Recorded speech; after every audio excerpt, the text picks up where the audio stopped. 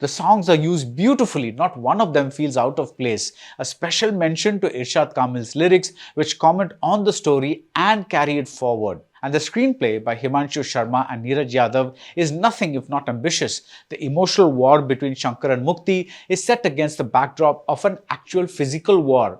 I love the fact that Mukti uses Shankar for her thesis to prove that this rowdy is a human, and she returns to his life again to evaluate him, to prove that he is human enough to go to war.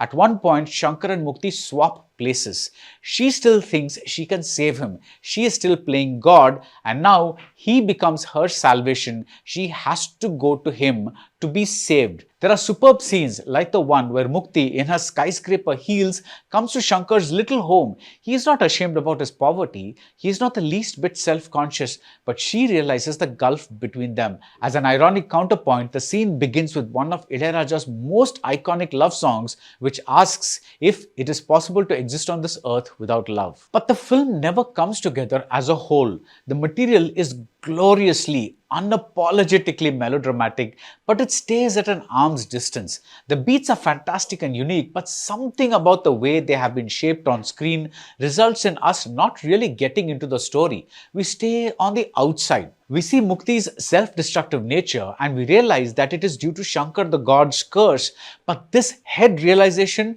does not convert into heart emotion. Even if we buy the somewhat improbable fact that Shankar is not going to be in touch with Mukti for a long time, and even if we convince ourselves that his innocence is the thing that is driving this decision, it doesn't make this plot point easy to swallow. Similarly, Shankar's sudden enlistment in the Air Force feels almost comical. There are times, like when the character played by Prakash Raj is humiliated, where the melodrama slips into borderline absurdity, and it feels like an homage to the scene in Asuran where the father character played by Dhanush was humiliated in the exact same way.